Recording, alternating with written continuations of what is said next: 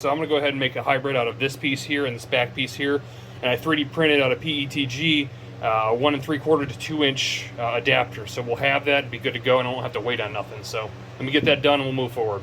Alright, and so I want to install this fuel cap, and again I didn't want to have to order the fuel filler neck, so we went ahead and made one, and it fits perfect. I'm going to put it in. Alright, and so once again, this is the part you want to make sure to use silicone all the way around it so water doesn't seep in, and I suggest using rivets, but it's in. Alright, so it's time to stick in the water box. I went ahead and, like I said, put some HydroTurf on the bottom. Now, I did have to cut down this about 3/8 of an inch because it would not clear right here with the extra, basically, fiberglass and the HydroTurf underneath it. But the HydroTurf really helps from the impact against the hull itself from marring it all up, which you can see how it kind of marred it up when I was trying to shove it in there. So, nonetheless, I'm going to get this thing stuffed in, hooked up, and then we'll start working on other things. Alright, so the water box is in. Thanks for that, Kawasaki. Any of you guys that have put one of those in before, especially if you've put something underneath it like HydroTurf, no, that is not fun. I don't know how they expect you to get this pipe right here connected to that hose. It's like gruesome. Anyways, I got it on. I don't ever want to do it again, so I'm hoping this lasts. But we're going to go ahead, I think, now. Normally I put the gas tank in, but because I don't know how this engine's going to sit exactly, we got the engine sitting right here. I'm going to go ahead and put on the adapters from our Haas and the bed plate. And I got to switch over back to the 650 adapter coupler because obviously we were choosing to use the 650 instead of the 550 that had a little bit of a wobble. So I'm going to get all that put together and I'll show you what it looks like before we drop it in. Okay, so here we have obviously our bed plate here. We have our 650 coupler there. We have our rope for our rope trick here, along with our breaker bar to break that thing loose. And then we have the our Haas. I think I'm saying that Ross or our Haas, I'm not sure. But here's the adapter kit here. See if I flip this over here. We have all the bolts that are used to bolt it in right here. Basically, this thing bolts to that thing, and then this thing bolts to that thing. So all it's really doing is just kind of shimming that thing back like an inch and up just a hair. So I'm gonna get it all installed. Hopefully, I put it the right way, and we'll drop it in. Alright, so here's our adapter plates installed. I want to point out that you'll see arrows on the fronts of these things. Those actually point towards the front of the ski, so when it's oriented this way, you'll be facing them towards the front of the ski. I also had to do some modifications to the bed plate, so if you're doing the same setup as me where you're using the 650 coupler and you want to keep your drainage system, which a lot of people hate this and they say it's trash, I think it's a fantastic idea, especially on a stand-up ski that constantly brings water and potentially could get water ingested. It's an easy way to dump that water out and get your ski started back up, especially, you know, when a sit-down is a lot easier to get back on and rest than a stand-up would be. So, anyways, I think it's a good idea. What I had to do to my bed plate is I modified it. I had to cut a peephole out of it, I guess you can call it. I don't know if that's the right word, but whatever. And then, of course, I cut it on the wrong side because I had this thing backwards. Yeah, so anyways, that was the wrong side. This is the right side. I had to cut that out, and then I had to shave down a little bit right here for this bolt to clear. So again, if you're doing what I'm doing, you're probably going to have to do that same thing along with shaving a little bit right here. Not a big deal, but this is what I had to do. So I'm going to go ahead and bolt these things in and drop it in. All right, real quick, just before I drop it in, I want to show you what it looked like when it was all installed. Okay, so I have the engine in. I haven't put the bolts in yet because we do have to still shim it. In order to do that, what we need to do is take a measuring tool of some sort, and we want to measure the top half of the coupler back to back here and the bottom side back to back. We want to get them as close as possible. The reason why, if those aren't as close as possible, let's say the bottom is wider, what's going to be happening is it's going to be putting pressure on the top, like so, and it's going to be wearing out the inside of that jet pump because it's pulling it in at an angle. It's very important. So right now, it doesn't look like we need any shims. It's laying really flat, so definitely heads up to that our Haas product because it worked very well. So I'm about to bolt them in right now, and we're going to start putting in the exhaust and some other upgrades. So moving forward, next step is I want to take off this oiling system because obviously we're going to run a two-stroke premix. Obviously, I don't have any room for a tank, and I really don't want to mess with the tank, so I'm pulling all that system off, and all we're going to do is cap this line right here, and we're going to go ahead and maybe CNC a bracket to fit over top of the pump itself. Okay, and so you can see the bolts that actually held the pump on were fairly long, and it would look kind of stupid having some kind of spacer that thick sticking out of it. All these are a double-threaded bolt, so all you're going to do is grab some channel locks or vice grips, whatever you want to call them, and go ahead and spin these counterclockwise out, and then you use two half inch 10 millimeter bolts to put back in it to hold the plug on. All right, so our oil block off is done. The CNC machine kind of screwed up the edges, not a big deal, works perfectly fine. Went ahead and put a little bit of ultra black sealant on the back side of it to make sure it was sealed, so it's good to go. Now what I want to do is I want to start working on the exhaust because I know it's going to be a real big headache. So we're going to try to get the head pipe in and see what we have to do with the stinger end that connects down here to the water box, because I know there's some modification that has to be done. I may go ahead and put some heat shielding on the side of the hull right here, because I know it's going to be really close. So let me try to basically test fit it and see how it looks. And as you can see, the pipe's in, fits really well. I went ahead and painted it black. I thought it looked a little bit better with some textured paint. You can see behind it I put a heat pad, or a heat resistant pad, all the way across where the stinger would touch. Now we actually have the stinger part, and I don't have the actual connector that goes, the rubber connector goes from there to there. So I have a couple random pieces I believe are the same size from other cuts that we've done for the fuel tank and such. So we're going to go ahead and see if that fits together. Okay, so there's our exhaust. Now I do still have to do exhaust hose routing. I also have to add in the piston valve, but we'll do that shortly. What I want to do right now is I want to focus on getting the gas tank in. And we have to do a little bit of wiring, remember, coming from the front right there back to our main harness, which is currently hanging off the back right here. So give me a second, we're going to start working things out. Alright, so I figured out I can't run the wiring for the E-box because I need to know the length it's going to be wherever the E-box is mounted. Now, I can't mount the E-box because we have things that we have to get underneath it, like the battery and things of that nature. So I think the first thing that I need to do is I need to start running the fuel line and figure out something with the throttle cable to adapt it. We do have to also utilize a fuel water separator here, so that might be back here or it might be up here. I don't know yet. I got to kind of map everything out. But I think the first thing I'm going to do is go grab some more fuel line here and route all that out and get our fuel panel, or fuel selector panel back on here and get that all ready, and then we should be able to move forward and get some of this wiring and electrical done. Okay, so you'll see we have the throttle assembly working now. Keep in mind I didn't have the original bracket, and I looked it up online and it said it was an engine mounted bracket. I can't figure out for the life of me how it would have mounted, so we came off the well, I guess that'd be the manifold right there, and it works good. So I think what we're doing right now, I just got a bunch of hose.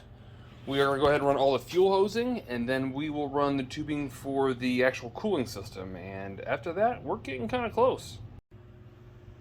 Alright everyone, so there it is. Check out the fuel hoses. You can see how it's routed down, then down through here and back to our selector switch. Looks extremely clean. I really like this. I found another fuel water separator that's a lot smaller and much cleaner and newer looking. It's still white, not yellow. So I went ahead and used that and integrated it to the part of the hull here, so it's maneuverable, it's easy to get to, and looks good. So next thing is going to be water hoses. We got a few of those to run, and then we should be done with all the hosing. Okay, so here is our cooling loop.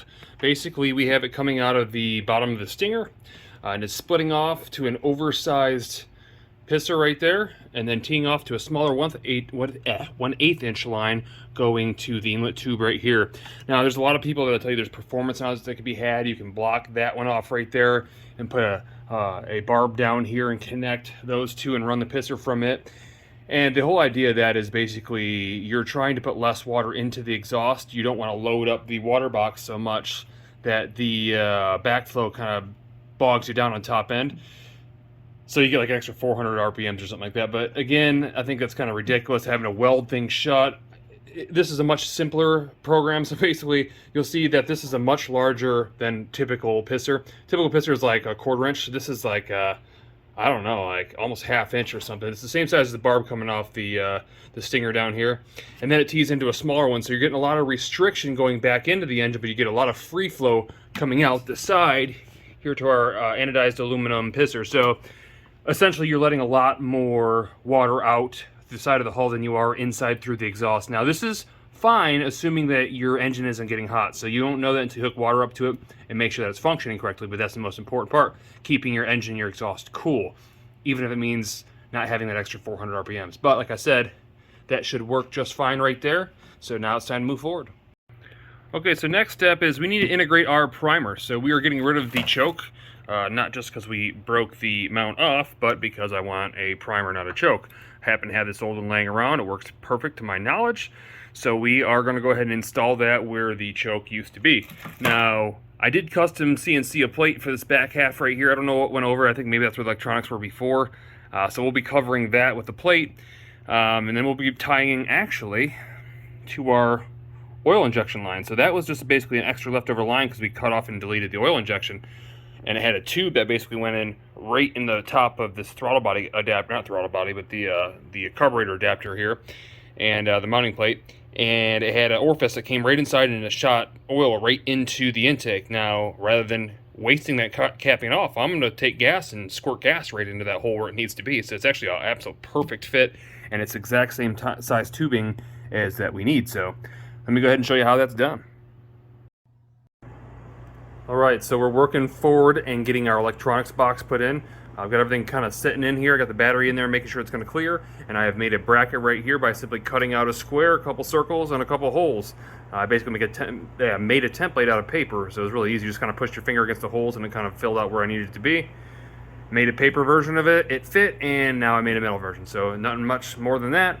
I got to put a spacer behind this lower side here to give it so the bottom kicks out basically. Zip that on, and then what I'll do is I'll go ahead and set the E-box on and drill 2 holes up here to hold it, and maybe even one down on the side, and we should be good to go. Alright, so our adapter plate is now mounted in with its spacers in the rear. Our battery is now mounted in. I've got the negative side on. I'm going to put the positive side on now, and then we're going to go ahead and mount the ECU or the E-box to the plate. Okay, so E-box and battery are now installed. As you can see, the E-box, I can shake the whole thing by it. It's very, very sturdy. It's got kind of a flux capacitor look, I guess, the way it sits, but that's the cleanest I can get it, considering it's a TS box, not a JS box, so it's much larger. Those of you that have a JS electrical system, that can be modified, so you don't have to worry about doing all this mess.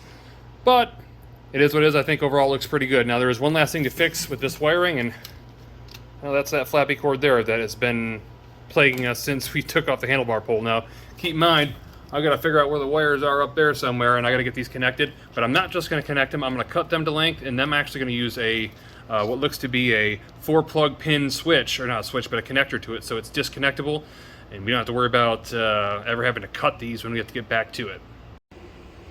All right, so as you can see, our wiring is complete. I went ahead and installed our lanyard switch, kill switch, and start switch, and you can see it works. I'm not going to fire it over yet. We're going to wait to very last to fire this thing over. I want to put the turf on, but before I can do that, again, I need to get our selector switch panel on.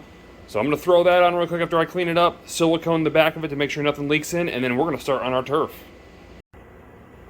So getting ready to install this, we're going to go ahead and slide our hoses through the hole right there. And all you want to do is silicone around, obviously, the bolt holes and all the other holes that you see. That'll be a good enough seal. You really, technically speaking, don't even need to do the middle one. I was just... why not? So I'm going to go ahead and slide this together, put my rear screw on, and then we should be good to go after I throw on the knob. Alright guys, so we are going to finish hooking up the primer right now. What we're doing is we are tapping the this line right here, the one that comes out at an angle. We're going to tap it into our outgoing line that comes out of the fuel selector and into our fuel water separator. So that line happens to be the one that's in the very middle of our selector, and that one's coming down right here. So what I need to do is I just need to split this in two, and we're going to add in our T. We'll connect that line and move forward. And now our output line is now on, so our primer is completely finished. One thing I want to share with you is that when you go to start priming this, you're going to think it's broken and doesn't work because it's going to take like 100 pumps. It's not like a squirt gun where you squirt the first 3 times and all of a sudden water's coming out. It takes a while for this thing to start pumping, so just be aware of that. I do have to throw this selector switch knob on real quick, but we are going to move on to HydroTurf. Okay, so here is the turf that we chose. Now it's actually not HydroTurf. It's very much like the pontoon turf that we used, just more expensive. Yeah, I'm not sure. I love the design. I'm not 100% sure that the white will stay white, kind of like the pontoon build, which you guys will see an update here shortly. But we're going to go ahead and put it on. I like the cool look of it. It was different, and everything HydroTurf was pretty much back ordered, so I didn't want to wait for the build. I wanted to get it done for you guys, so we're going to start putting this thing on right now. Okay, so in the next step, we're going to make a template to basically apply to our turf itself. And so depending on how you want your setup, go ahead and lay it out how you want. I just use sheets of paper because it's easier to kind of maneuver it around. I have larger sheets of paper, but it was easier with smaller ones just to kind of put them together how I want it. Keep in mind, I'm going to be wrapping mine all the way around its bumpers, so you want to give yourself a little bit extra. Fortunately, the roll that we have bought is the exact perfect width to cover all the way around and wrap, so I don't necessarily need to do that, but the biggest part for me was to cut out all around here, and then again the back is going to be wrapped around as well. So We got other cutouts like for there and there and a few other spots, but for now, I'm gonna go ahead and cut this piece out right now. I need to transfer this to the turf itself, so I'm gonna use a black magic marker on the back side of it. A lot of times it doesn't stick to this kind of wax type paper that's on the back of it, but you gotta make sure it dries so you could basically transfer it as best as possible. I don't really like to draw on top of the turf if I don't have to. If I'm stuck in doing that, I'll use a pencil. However, one way or another, it's gonna get on there and I'm gonna cut it out with a razor blade.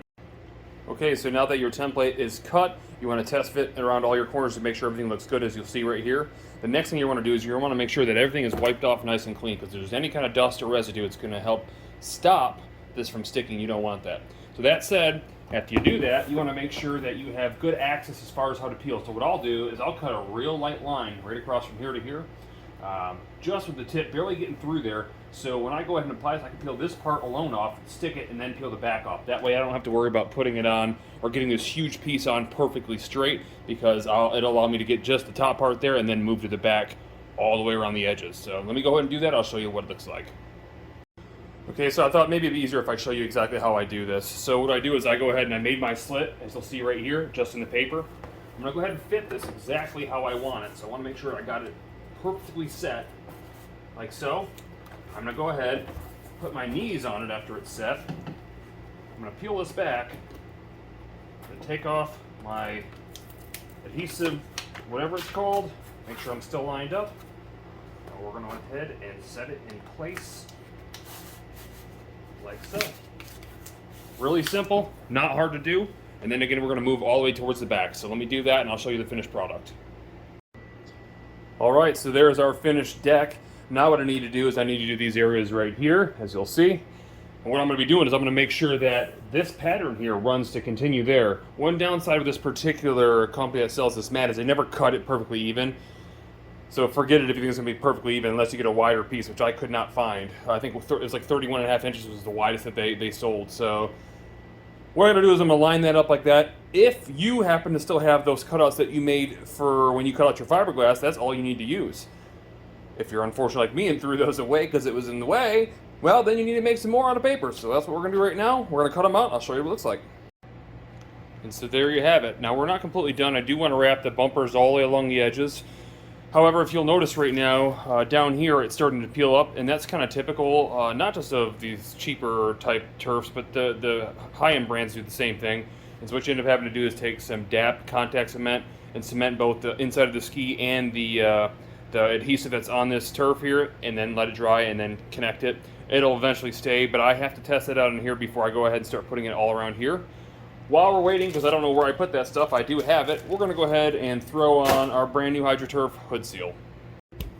Okay, so here's our seal. Now there's a lot of mixed reviews on this. A lot of people say it's not good and it dies quick. We'll find out. It is definitely more of a high density foam. It's pretty tough, so I don't see how this would break down.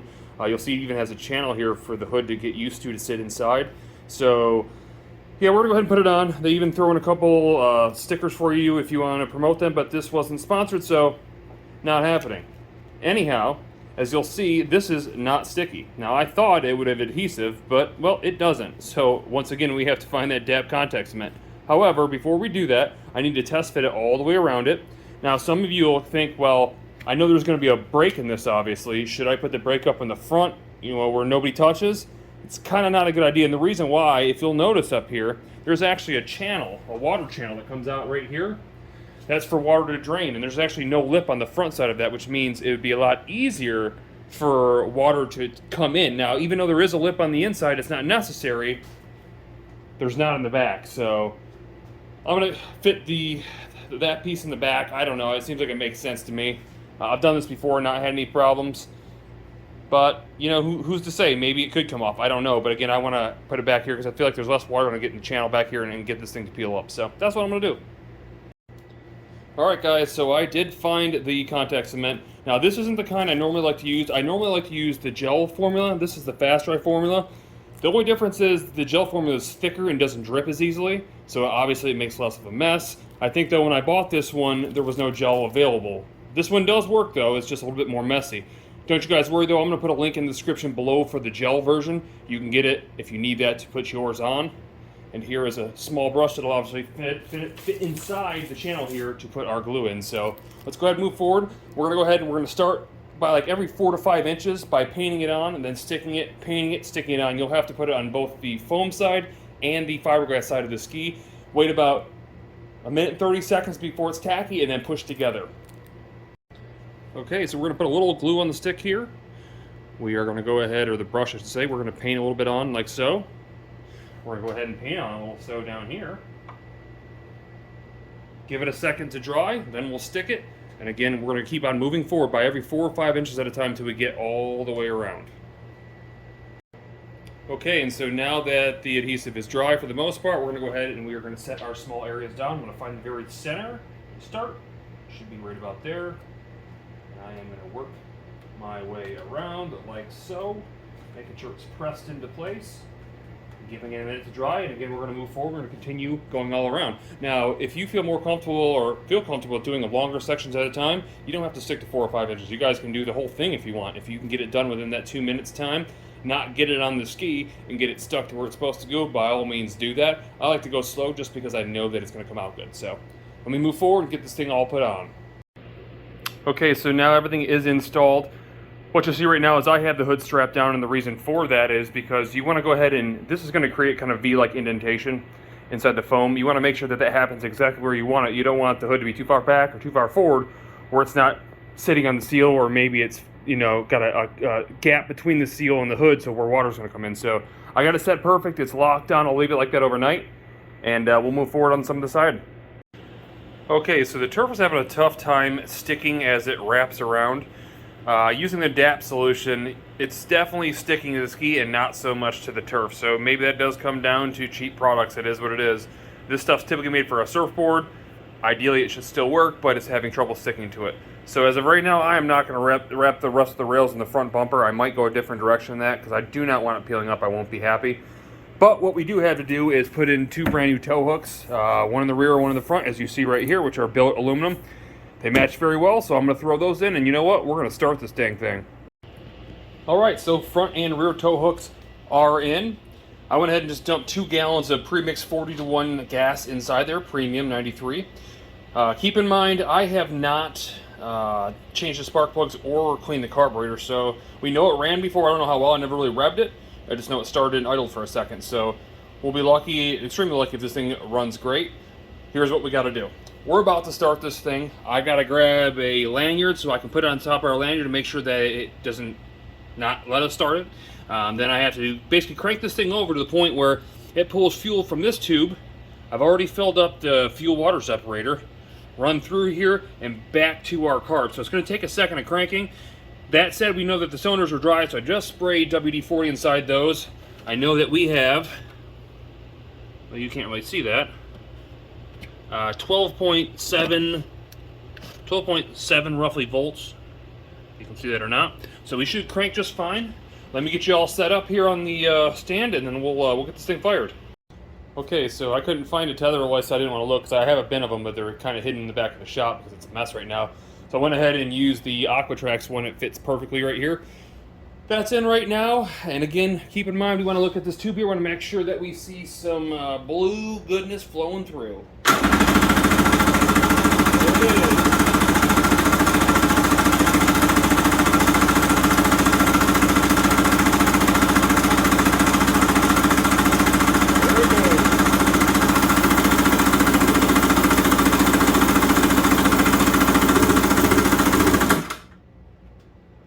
Gotta be careful on the starter, but it's flowing through now.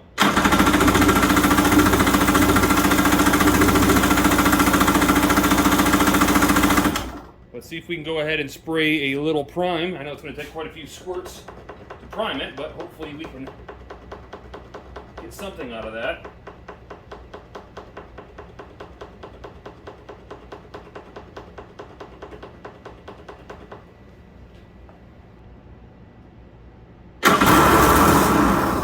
Nope. There it fired. Okay, so I'm noticing too, there's, grab you guys here. I gotta double check my hosing.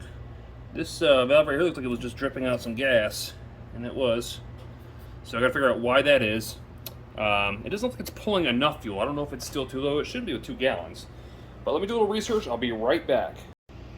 Okay, so apparently the primer ball is an important bit on this ski. Who would have thought? So I'm going to integrate that probably right here. Typically it would go in this line, but it's just so hard to get to. I'm just going to kind of integrate it into this line right here. And then apparently this is a return. I thought it would be, but I didn't think it would actually drip anything out, and it does. So we're going to have to run that line to this nipple right here. Not a big deal. I'll get that done. We'll start it again. Okay, so obviously it ran by doing a manual choke going like this. The problem was that the gas that was going through the tubes was very, very minimal, which is not usually what you want to see. Even though it seemed like it was revving up and everything, that just looks like it'd be a failure in the water. So you can see the primer bulb is now in, so is our return line. Let's go ahead and squeeze it and see if it does anything for us. Yep, it definitely does. So we're going to pressurize it till we got fluid all through our lines, which it looks like we do. Let's go ahead and hit fire again.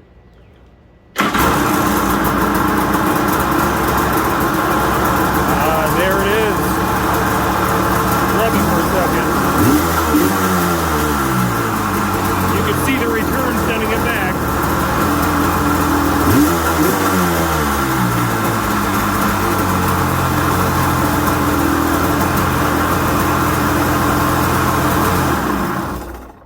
And it actually runs really good, and obviously that primer ball made the world of difference into delivering the fuel we needed to deliver.